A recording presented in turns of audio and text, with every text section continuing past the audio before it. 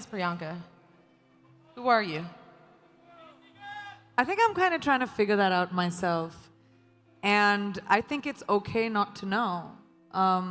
We spend our entire lives trying to figure out who we really are, and then we change. And then we figure it out, and then we change again. And I think that's the most constant, right? I'm constantly changing, constantly evolving, and I'm hoping that everyone's still curious about me as I keep doing that.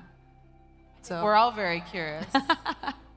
I think we're all very curious. When women are pitted against each other in any industry, that everyone loses. And so that's such a wise and evolved way to think about things. Tell me how you've come to realize that at such a young age. Well, a couple of things. I have a hypothesis. So I feel like I've had so many times whenever I'm doing interviews, people always ask me that, oh, you're doing a movie with, a female co-actor. Did you guys get along? Were there catfights? But when it comes to boys, they say, oh my gosh, that looks like a bromance and everyone got on so well. So I feel like over time, because women had the lack of opportunity, we were pitted against each other because there were only like 5 opportunities, like 5 places a woman could be hired. And so we were elbowing each other out to get to that one spot. So the crux of the problem is the lack of opportunity for females. And the more opportunity we create for each other, the more sisterhood will grow. We're 50% of the world's population. That's right. We need to be represented in every field like that. We need to be empowered by each other, by the people who are in positions of power, by putting us in positions of power. So I realized many, many years ago that the more I champion women, in my own small way, maybe I'll be able to create a world, around me at least, where, women run the show, because we kind of do it really well. We just aren't given the opportunity enough, Yes! Good. It seems like everyone agrees. I'm glad you guys agree. I like a feminist crowd, male and female. Because you know what feminism is? Tell us.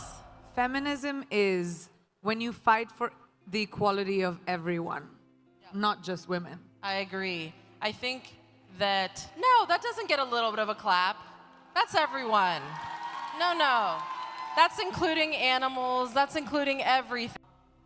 Women are statistically, based on the data, working twice as hard as their counterparts to earn the same dollar. And this is an issue for me that everyone knows I'm very passionate about. And women of color are working 3 times as hard. Why is it that you think we're held to such higher standards? And what are those standards we're held to?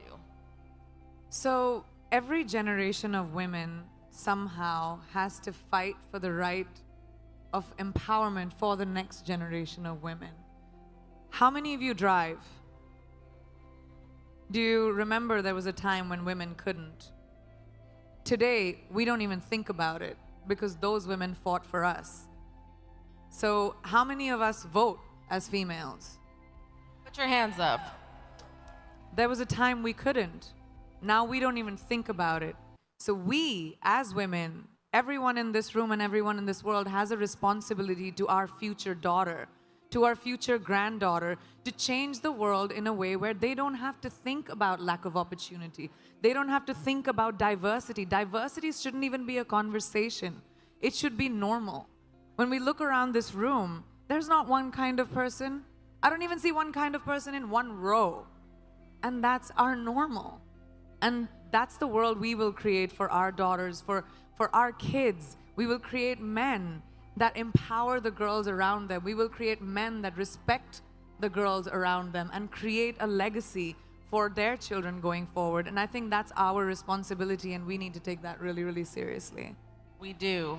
And I think, yes. Thank you.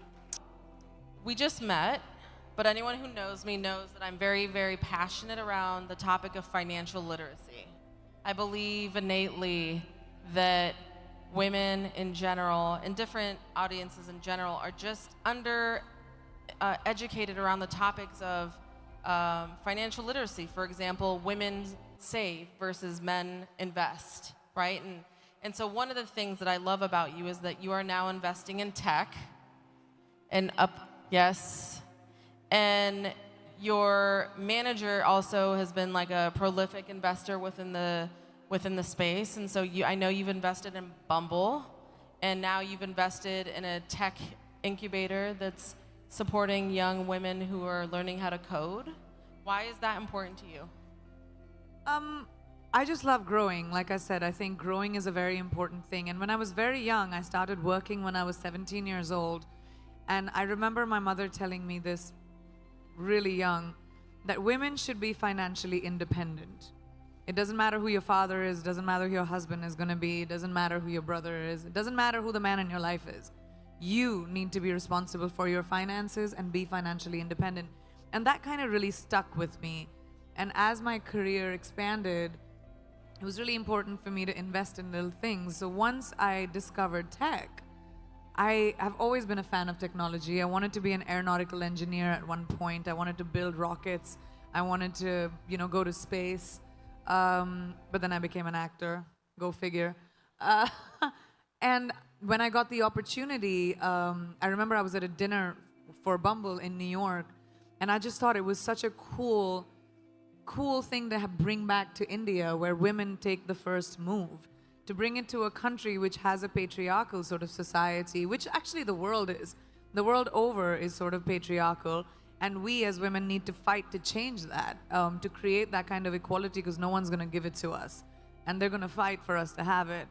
So it started from taking Bumble to India, and then my next investment is this engineering school, which is called Holberton, which was based on Betty Holberton.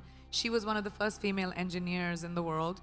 And this school is a peer-to-peer teaching program where you don't have to pay a tuition, and you can pay back your tuition after you graduate and get a job, so that you don't have to worry about, how much schools cost, so that females can actually be a part of engineering. Just think about it this way. All of us consume tech, right? All of you have cell phones.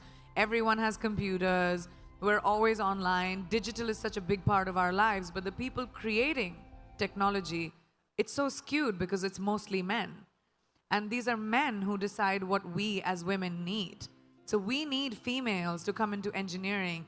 As AI starts coming in, and it's going to be a big part of our lives, can you imagine the artificial intelligence that we are consuming being created by guys? And guys are going to decide what kind of things we like. So we need women to come in and realize that tech is a big part of who we are and who we're going to be and our future.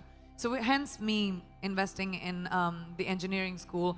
I really love female-driven companies, and I like to give them as much strength as I can with my platform, and that's a big quest of mine in life.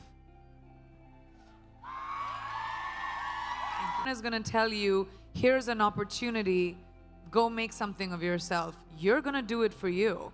Because people are only going to try and take it away. And it's so important for us to be able to empower each other in everyday life. We don't have to conquer the world. You don't have to be the only person who reaches space. Like, you don't have to have crazy, wild ambitions. You just have to find your power and to say that, oh, I can do this too. I don't have to create like this crazy opportunity for me to thrive. You can thrive in anything you choose. Just have to find that confidence within yourself. And how do you find that confidence? By telling yourself that your flaws are fine. Each one of us is flawed. No one is perfect. None of us. We all have bad days. We're all gonna feel like shit sometimes. Sorry for my French. Feel like bad sometimes. We're on the internet. We can say what we want. Okay, great. But you're all gonna have bad days, and that's fine.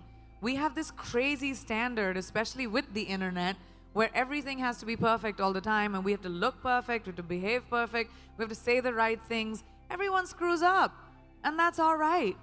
You laugh through it, don't take yourself too seriously, and make sure that you don't live for someone else's validation. It's your validation that you need. You know that saying where they say beauty lies in the eyes of the beholder? Well, bullshit. It lies in your eyes. That's what I always say. Who's beholding you, man? When someone says that to me, I'm always... It's so crazy. I think when someone, you know what, someone said that to me recently, and I said, you know who made up that saying? And they're A like, guy. A guy. A guy said beauty is in the eyes of the beholder because it was always a guy.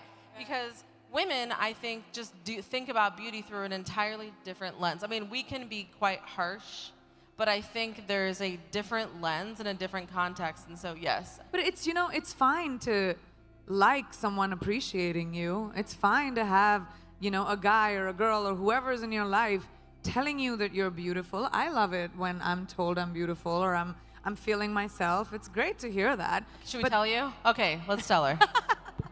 And I'm saying it's fine. Don't let anyone tell you that that's not okay.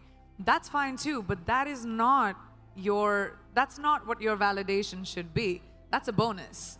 Your validation should be this spring in your step when you walk out of the door because you feel good.